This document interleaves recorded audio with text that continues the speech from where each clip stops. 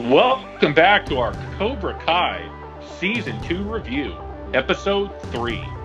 I'm the Grappler 6. This is the Grappler 8.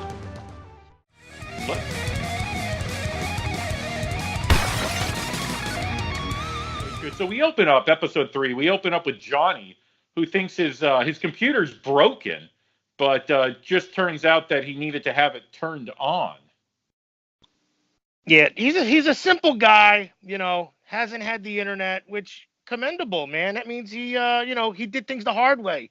He didn't have everything at his fingertips. And think of all the surfing he had to make up. I give the guy credit. I give the guy credit. So next we see him back in his apartment, and and it appears he's trying to play around on the computer. He's able to flip open the top and press that power button all by himself, which is quite an achievement so far. And now he's trying to open up the internet, and he ends up, what would any normal human being do that can't turn the internet on? Well, they call the pawn shop for tech support. Call where you purchased said computer and, take it from there. Maybe they have a geek squad. And in a lot of pawn shops out here, I know where I live, they do have a tech department and a geek squad as well. So it's not just Best Buy anymore. But, right. So once Johnny's in, I mean, his searches are, kind of some typical Johnny Lawrence searches we got going on. Hot babes, wet t-shirt contests, Iron Eagle, Bloodsport. Yes. He's even getting into some conspiracy stuff going on in that computer, man. Dinosaurs, yeah. Yeah, dinosaurs with the pyramids. I mean, Johnny Lawrence is really getting an eye-opening experience here. Yeah, he's literally just basking in the vast world of the internet, which is a beautiful thing for any, internet virgin, really. That's true. And then while he's watching, I believe it was Bloodsport, but of course the commercial comes on YouTube, and what's it for? Of course, Miyagi-Do karate, and there's Daniel right on his computer right there offering free karate lessons.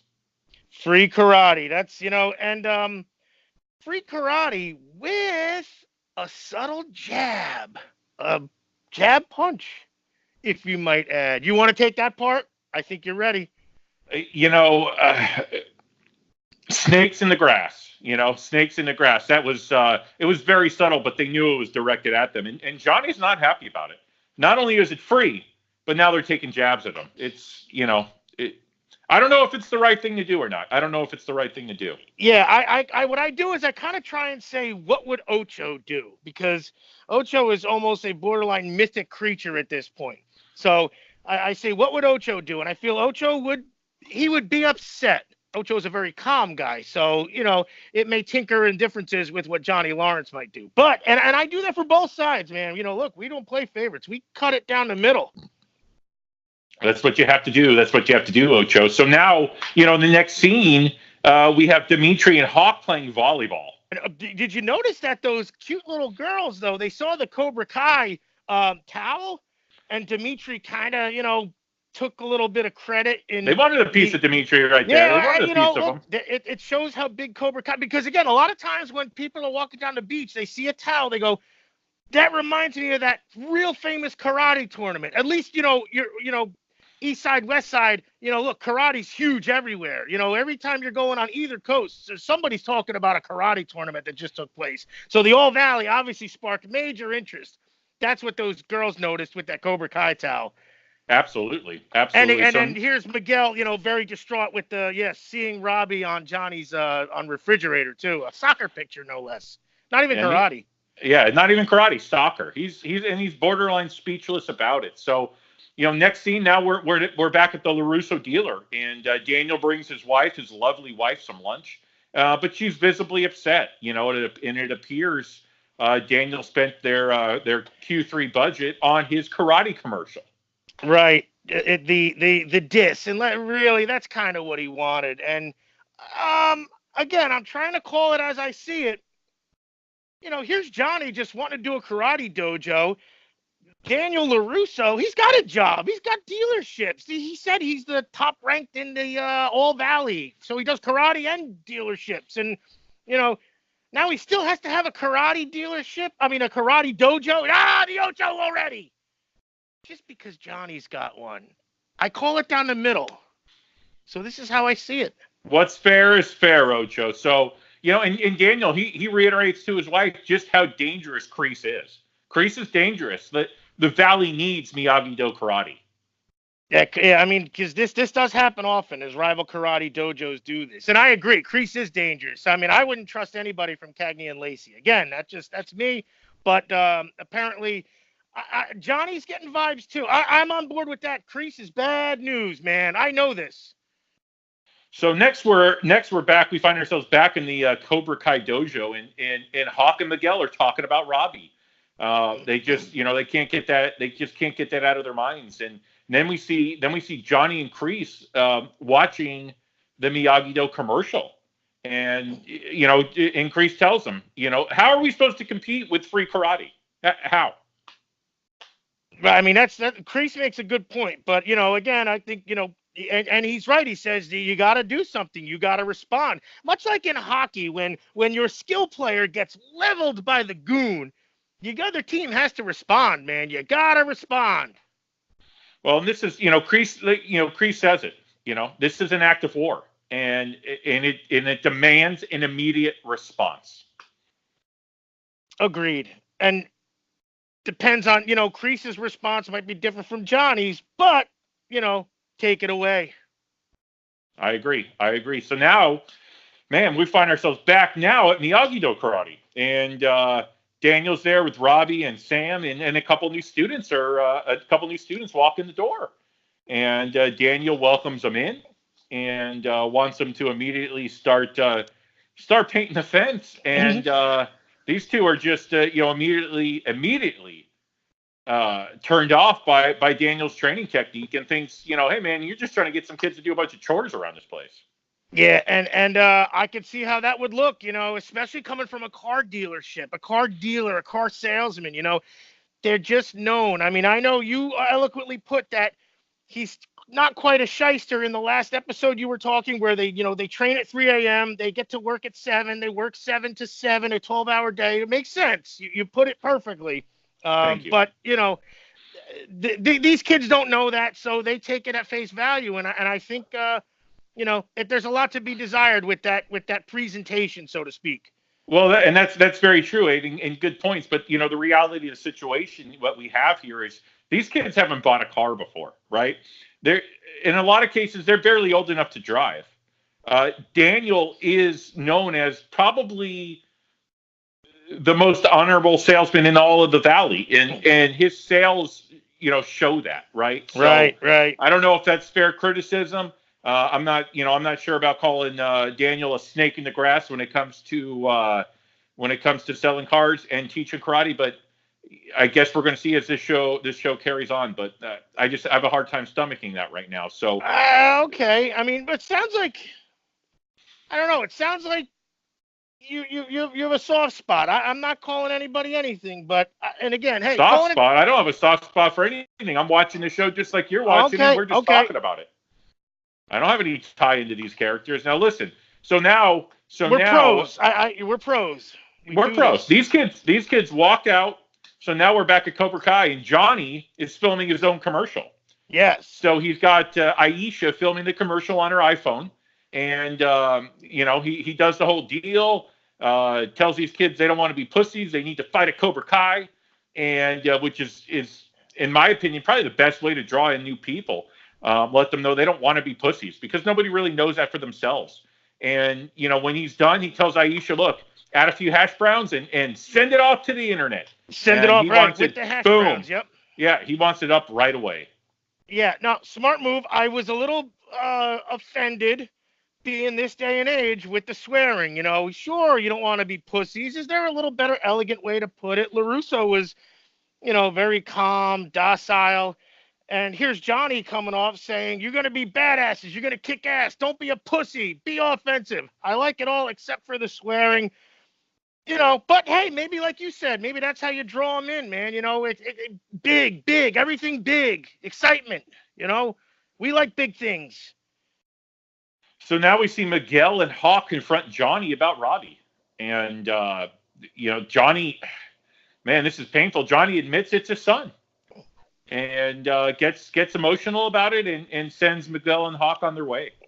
Yeah, yeah, didn't want to talk about it. And again, Johnny's trying to still, there's lessons in everything, and that's where Johnny says he's still learning. And he says, you think that's why I got mad at you? That wasn't why. And I think he's really tussling between the no mercy and no honor at this point. Can I say something bad? Shoot, 8. How much did LaRusso pay for that rug that's on his head? That Hawkeye Pierce Alan Alda mash rug that's on his head. And scene. All right, I'm going to pretend I didn't hear that. So now as we're moving on, so Daniel's upset. He's visibly upset that these kids don't want to do the work. And, paint the fence, wax on, wax off. These are all signatures of Miyagi-Do karate. And, Daniel's wife comes up with a brilliant idea. She suggests a demonstration. Again, they already have the auto. Are they being a little too picky, though? And I'm just trying to close it as I sees it. Are they being a little too picky? They got their auto. Now they're doing Miyagi-Do, and they want kids to do the chores, and then they probably want the parents to buy the cars. I mean, I don't know. Hey, it's good business, Ocho. It's good business. Okay, so all now we find business. ourselves moving on. We're moving on. So now we find ourselves and back at Cobra Kai, and Kreese is telling Johnny it's weird that Daniel's training his son, and Johnny knows it, but he doesn't like Kreese kind of telling him that. So Johnny ends up leaving. He heads right over to Miguel's and ends up picking him up, bringing him right in the Challenger and taking him out for some food. And can I'm going to have to interject just at this one point, because I do want to say that February 3rd, 2002 was a very important date. Remember, February 3rd, it was a really important date for many reasons. I don't know if you're going to guess why, but go ahead. Do you have a guess? Well, from what I can remember this conversation, it was a Monday. February 4th, 2002 is actually the date, Ocho. And Robbie's mother was in labor for 17 hours. Right. I have February 4th that Robbie was born, but February 3rd was the day that the Steelers were robbed by the New England Patriots because the Patriots were stealing their signals in the AFC Championship game. The Steelers were a 13-point favorite, and they lost to the Patriots to go to the Super Bowl because the Patriots were cheating. On the next day, Robbie Keane was born. 17 hours of labor. Continue. So Johnny gets emotional about not being there for his own son. And, but it means so much. He explains to Miguel how much it means to him to teach Miguel, and that he'll never lead him astray. He'll never leave him alone, and he'll always be there for him. Right. Learn from my mistakes. I will be there for you, even though I was never there for my son, and I'm still not. That's some smart parenting. So now we find ourselves at Valley Fest, man. This is what episode 3 is culminating to here. And Miyagi-Do, appears. They come on, they do their demonstration, and it's terrific. Everybody's just enthralled in the right stuff that they're doing. And Daniel then starts to bring the glass out. I mean, this is the final demonstration. This is the main event, folks. Daniel starts wheeling the little wood cart out, sliding his pieces of glass in there, and before we know it, Cobra Kai starts running out, marching. Cobra Kai. They steamroll in. Yep. And they basically steal the entire crowd, and they start doing their own demonstration and takes the entire spotlight off of Miyagi-Do karate. I'm not sure how I feel about that, but that's what happened. Right as Miyagi did all the work. They hooked him. They hooked him. And then here comes Cobra Kai, basically just to steal. It's like when the tag team partner in pro wrestling beats the bejesus out of the guy, but then you cover him for the pin. He did all the dirty work. You get the cheap win for the 1, 2, 3. Did you notice they even had a Cobra Kai sign roll down over the LaRusso sign? That's impressive. That's sneakily done. But I'm a little upset that they did that. I didn't think they had to do that. I think they saved LaRusso from breaking his hand, probably. And then here's Johnny, busting fire bricks, on fire. I do have a question though. So they did fight, right? I'm not sure marketing wise how this works. So a bunch of Cobra Kai guys fought, and one guy beat up all the other guys. So does that mean all the other guys suck and the one Cobra Kai guy is good? Or was it all just choreographed, like some other thing we watch? No, Ocho Cheese. Listen, listen. This is all about putting over Cobra Kai. This is how it works. They send their best student out there, right? Which happens to be Miguel. Hands down, Okay. he's their best student. He's been there like 3 months, right? Yeah, Hawk comes in second, followed closely by Aisha, and then Bert. I would say Bert. Those are the top four. So what they do is they actually put what this term is.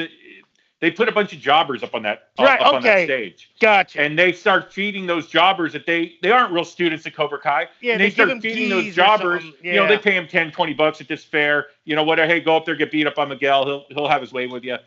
It makes Miguel look strong. It makes Cobra Kai look strong.